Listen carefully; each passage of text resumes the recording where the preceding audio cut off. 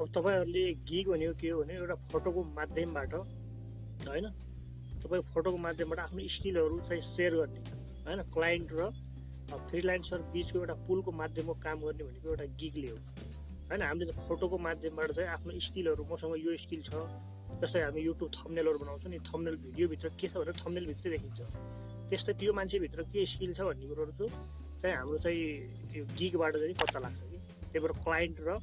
freelancer बीचको पुल काम गर्ने भने एउटा चाहिँ गिगले हो यो फ्रीलान्सरमा काम गर्नुको लागि अब हामीले चाहिँ एउटा गिग बनाउनु पर्ने हुन्छ हैन गिग बनाइसकेपछि एउटा प्रोफेसनली गिग बनाउँछौं गिग बनाइसकेपछि हामीले चाहिँ क्लाइन्टले चाहिँ हामी फ्रीलान्सर भएर काम गर्ने हो क्लाइन्टले चाहिँ हामीले काम दिन्छ हैन काम दिइसकेपछि हामीले चाहिँ आफ्नो त्यो कामलाई चाहिँ डेलिभरी गर्छौं र त्यहाँबाट चाहिँ हामीले पैसा अर्न गर्न सक्छौं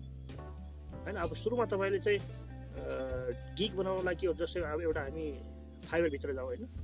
फाइबर भित्र गएर हेरौं जस्तै इंग्लिश ट्रान्सलेट नेपाली भन्ने टाइप गरौँ ल ट्रान्सलेट नेपाली भनेको आचार्य सन्त्यन भन्छ एउटा यसरी चाहिँ यिनीहरुले चाहिँ सबैले काम गरिराख्ने मान्छे हेर्नुस् 4.9 रेटिङ छ 64 काम गरेर $10 दिँदो रहेछ हैन अनि उहाँले पनि अर्को मान्छे अनि यो पनि नेपाली मान्छे सबै नेपाली हो है यिनी नेपालीहरु चाहिँ यसरी काम गरेर हामी काम भेटिदैन भन्छ काम मजाले भेटिन्छ है अब निराजन भन्नेलाई हेरौँ उहाँले चाहिँ 161 वटा काम गर्छ $5 लिन्छ लेभल 2 चाहिँ छ उहाँको अब यहाँ गिग भनेको यो फोटो हो गिग भनेको है यो मान्छेले चाहिँ यो ट्रान्सलेट गर्छ भन्ने कुरो यो फोटोबाटै थाहा हुन्छ है अब यसलाई हामी खोलेर हेरौँ यहाँ यसरी अब निराजन भन्ने चाहिँ इन्डिया राखेको रहेछ हैन स्पिक नेपाली इंग्लिश अनि हिन्दी अब यहाँ के भन्छ 339 अर्डर कम्प्लिट गरिसकेको छ है उहाँले 339 वटा कम्प्लिट गरिसकेको छ हैन मजाले काम गरिसकेको छ अब उहाँले के लेख्नु अलवेज प्रोफेसनल भन्छ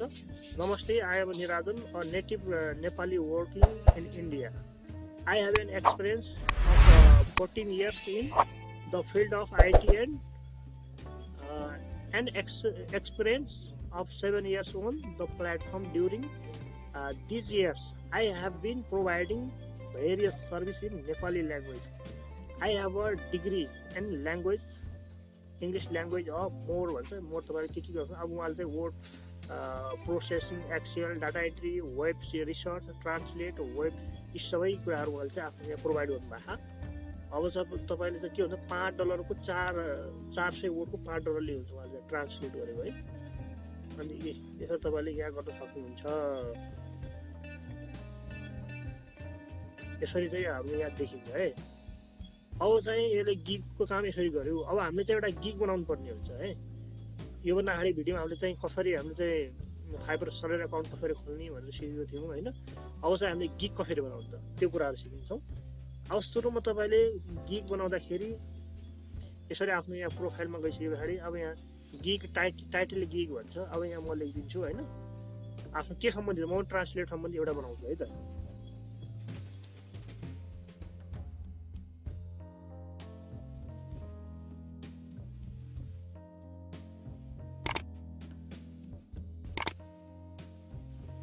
अब मैले चाहिँ एउटा तपाईको गिग टाइटल राख्दिए अब यहाँ क्याटेगोरीमा आउँछ है अब तपाईले क्याटेगोरीमा के राख्ने भन्ने कुरो हुन्छ क्याटेगोरीमा के हुन्छ भने तपाईको अब राइटिङ एन्ड ट्रान्सलेट भन्नेमा जाउँ हामी हैन यसरी राइटिङ एन्ड ट्रान्सलेट भन्ने होला यहाँ राइटिङ एन्ड ट्रान्सलेट भन्ने होला तपाई अब ग्राफिक डिजाइन राख्नु होला हैन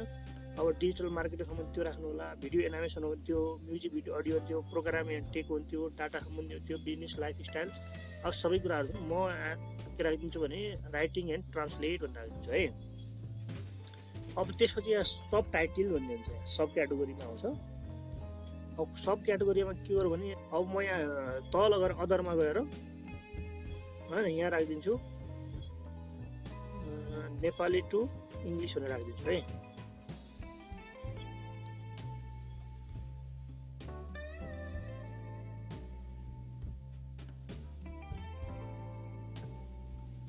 अब तपाईले यो म दुईटा ल्याङ्ग्वेज यहाँ चुज गर्दिए हैन नेपाली इंग्लिश राख्दिए हैन अनि त्यसपछि एउटा के राख्दिए एउटा जर्मन हिन्दी राख्दिए एउटा नभए कोरियन राख्दिए ल के राख्दिए राख्दिए पर्दैन अर्थात् चाइनिज राखे पनि हुन्छ ल मैले यति नै राख्दिए है कसैलाई कोरियन आउँछ भने त्यो पनि राम्रो हो हैन मैले यो कोड राख्नु भने मैले ठिक छ राख्दिए यो दुईटा मैले यहाँ ल्याएको राखिदिन्छु त्यसपछि यहाँ गएर एउटा ट्याग राख्नुपर्ने हुन्छ है आफ्नो एउटा ट्याग राख्नुपर्ने हुन्छ अब ट्यागमा तपाईको 5 वटा ट्याग राख्न सक्नुहुन्छ है यो ट्यागले नै हो र्याङ्क गराउने तपाईहरु गिगहरु माथि माथि सर्ने हैन फर्स्टै पेजमा देखिने भने ट्याग दियो म अब ट्याग चाहिँ एउटा राख्छु है त अनि Nepali to English translate service भनेर 5 वटा चाहिँ मैले चाहिँ यो ट्यागहरु यहाँ राख्दिए ट्याग राखेँ त्यसपछि सेभ एन्ड कन्टिन्युमा जानुस्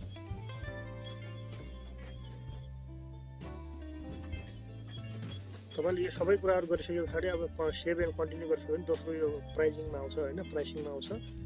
त्यसपछि तपाईले चाहिँ यहाँ बेसिकमा राख्नुपर्ने बेसिक स्ट्यान्डर्ड र प्रिमियममा हैन त्यो राख्नु यहाँ अफर प्याकेज छ यसलाई चाहिँ टिक मार्क लगाइदिनु होला माथि चाहिँ अनि बेसिक स्ट्यान्डर्ड र प्रिमियममा अब तपाई प्रिमियमको नाम बेसिकको नाम राख्नुस् प्रिमियमको स्ट्यान्डर्ड र प्रिमियमको अब त्यसको बारेमा पनि के लेख्नु पर्ने हुन्छ त्यसपछि यहाँ डेलिभरी टाइम हैन अनि त्यसको रिभिजनमा के राख्दिनुस् त्यसपछि वर्ड इन्क्लुड अनि यी सबै कुराहरु राखिसकेपछि अब म राखेर देखाइदिन्छु है त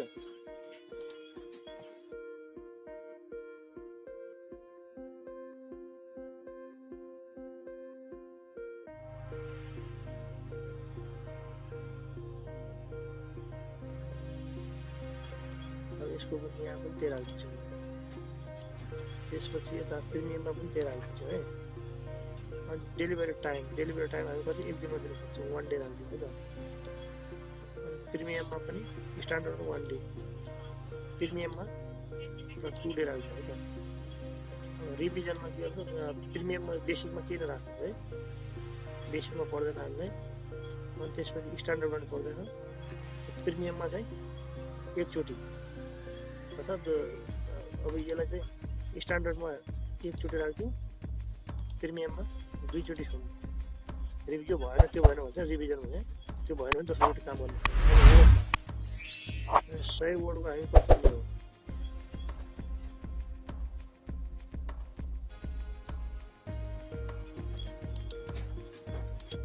100 वर्ड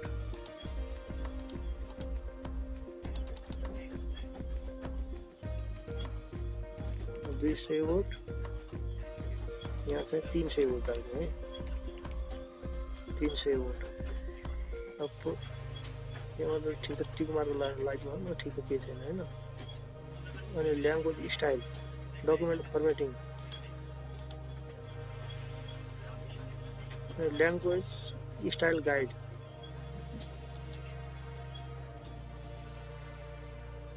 ट्रान्सलेट सबमिटिङमा प्राइसिङमा कति राख्ने हामी फर्स्टमा $5 राख्छौँ प्रिमियममा $10 अनि प्रिमियममा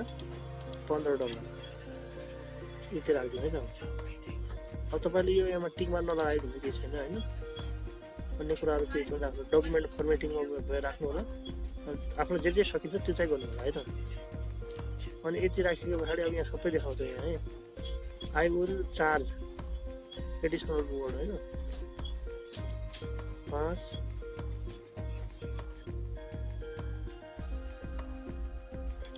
$15 अब तपाई एक्स्ट्रा फास्ट डेलिभरी त्यसको लागि के राख्नु राख्नु होला मतलब एडिसनलमा चाहिँ एडिसनल रिभिजन मोडको चाहिँ 5 राख्दिउँ 1 डे $8 लिन्छ तर एक्स्ट्राको अनि 1 डे को राख्दिए है त अब डकुमेन्ट फर्मेटिङ ल्याङ्ग्वेज स्टाइल गाइडमा राख्दिए है सब टाइटलिङमा छ भने अब ल्याङ्ग्वेजको चाहिँ यसको राख्दिउँ ल्याङ्ग्वेज स्टाइल गाइडको $10 1 डे को राख्दिउँ है अनि सबमिटिङ छ भने राख्नु नभए ठिक छ केही छैन यति गरेर सेभ एन्ड कन्टिन्यु गरिदिनु होला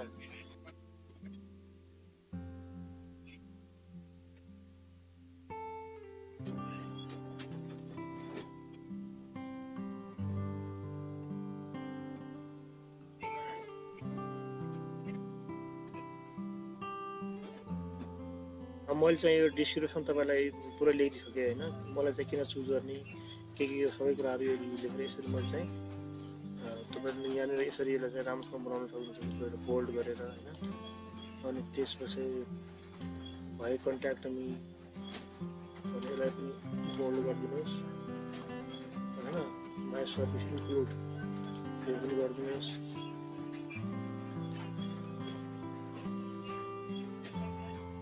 यहाँ तपाईले के क्वेशन सोध्न सक्छ भन्छ यो गाडी अब क्वेशन पनि सोध्न सक्नुहुन्छ है तपाईँ या जस्तै do you translate other any language भनेर मलाई क्वेसन सोध्न सक्छ मैले चाहिँ यस I will professionally translate any language भनेर चाहिँ यसरी यो अरू क्वेसन तपाईँ राख्न सक्नुहुन्छ म यो राखेर सेभ एन्ड कन्टिन्यू गरिदिन्छु अब यति गरिसके पछाडि यहाँ के राख्नु छ राख्नु होला नभए म सेभ एन्ड कन्टिन्यू गर्छु है त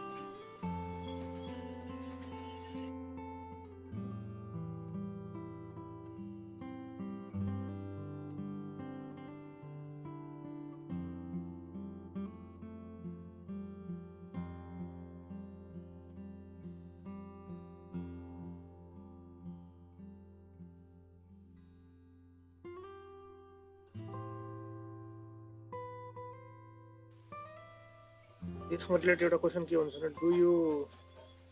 provide me the hard copy of the work भनेर क्वेसन सोध्न सक्छ हैन अनि त्यसपछि yes I will provide you will pay me the shipping charge भनेर चाहिँ उसले मलाई मैले चाहिँ यो यसरी राख्न सक्छु यो गरिसके पछाडि यहाँ एडमा जाउँ है त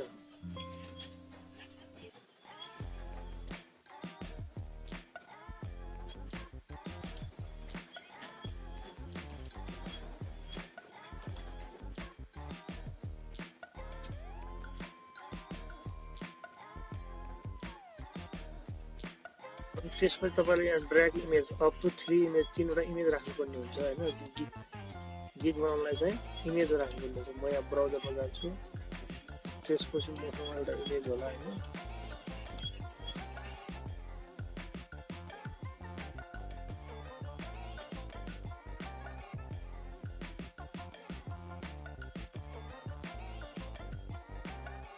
यो इमेज चाहिँ कसरी बनाउनु चाहिँ अर्को नेक्स्ट भिडियोमा सिकाउँला हैन त्यसपछि यो तपाईले यो राखेको पछाडि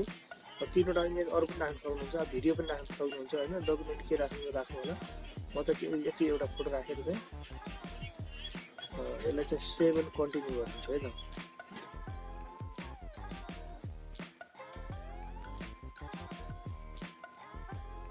सबै कम्प्लिट भयो ओभरभ्यू पनि प्राइसिङ भन्नु डिस्क्रिप्सन पनि भयो रिक्वायरमेन्ट भयो ग्यालरी पनि भयो पब्लिश पनि भइसक्यो है अब आर यु युएस पर्सन भन्छ हामी चाहिँ नो गरौँ है त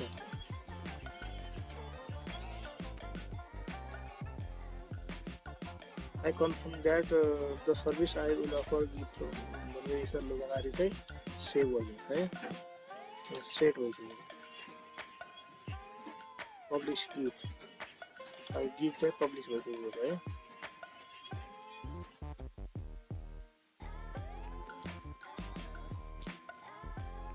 रिटर्न गर्नुहोस्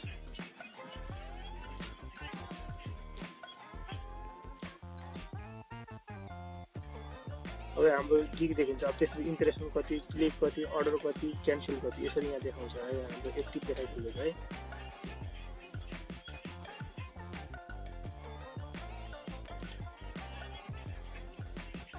यो हाम्रो चाहिँ सबै देखाइसक्यो गिग एक्टिभ छ गिग 2 डेज डेलिभरी टाइम भन्छ हैन अर्डर क्यू यहाँ सबै कुरा देखाउँछ यसरी हामीले गिग बनाएर काम गर्न सकिन्छ